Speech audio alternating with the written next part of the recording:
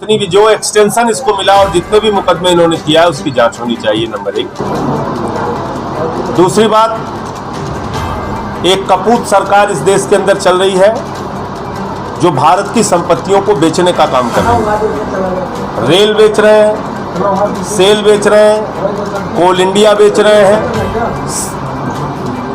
BPCL बेच रहे हैं, LIC बेच रहे हैं, बैंक बेच रहे हैं, सारी संपत्तियों को बेचने का काम कर रहे हैं। 6.5 लाख करोड़ रुपए भारत सरकार ने बजट में प्रावधान किया है कि हम संपत्तियों को बेच के कमाएंगे।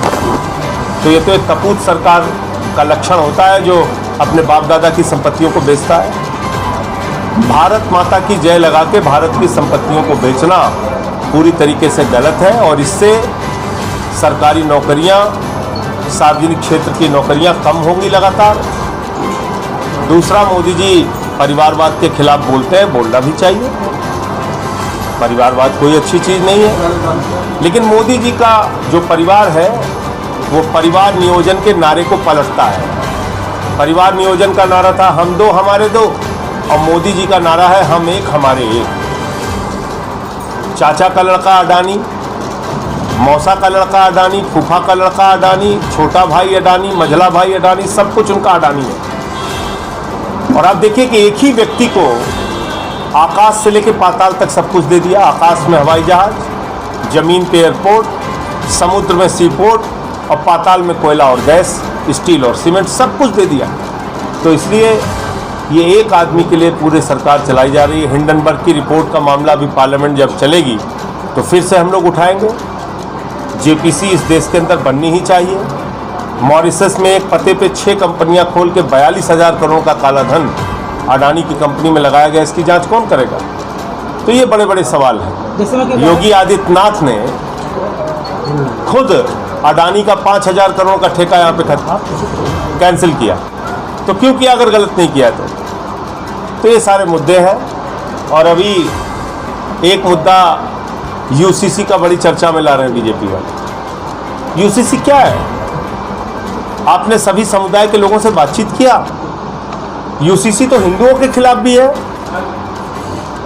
यह मैं जिम्मेदारी से कह रहा हूं आपके सामने। हिंदुओं के लिए हिंदू अनडिवाइडेड फैमिली का एक्ट है जिसके तहत हिंदू परिवारों को इनकम टैक्स में राहत मिलती है। वो राहत मुसलमान, सिख या ईसाई को नहीं मिलती। जब आप UCC लाएंगे तो हिंदू परिवारों को जो राहत मिल रही थी उसका क्या होगा? 371 के तहत जो अधिकार नॉर्थ ईस्ट को दिया गया है उसका क्या होगा? सिखों के आनंद मैरिज एक्ट का क्या होगा? जैन धर्म के लोगों के संथारा कानून का क्या होगा? क्या होगा? इस पे सब पे आपने बातचीत किया? आप गोवा के UCC की बात करते हैं। गोवा की UCC पढ़ा है आपने? गोवा की UCC में लिखा है कि 30 साल तक अगर एक हिंदू पत्नी को बेटा नहीं होता तो हिंदू पति को दूसरी शादी करने का अधिकार है। तो मैंने तो भाजपाइयों से कहा अगर ये बिल लेके आ गए तुम लोग तो तुम्हारी पत्नियां बेलन लेके दौड़ा लेंगी। ऐसे काम मत करो, दूसरी शादी के लिए लड्डू फूट रहे हैं तुम्हारे मन में। तो देश ये जानना चाहता है UCC पे आप करना क्या चाहते हैं। आप सभी समुदायों से बातचीत कीजिए, एक दस्तावेज तैयार करिए, वरना मुझे तो लगता है कि कल को एक नई शुरुआत आप करेंगे। एक देश एक कानून के नाम पे कल को आप कहेंगे आरक्षण खत्म, OBC का, SC ST का। अभी हम लोगों ने देखा है सोनभद्र में क्या हुआ। क्या हुआ? एक दलित युवक को चप्पल पे थूक के चटवाया गया।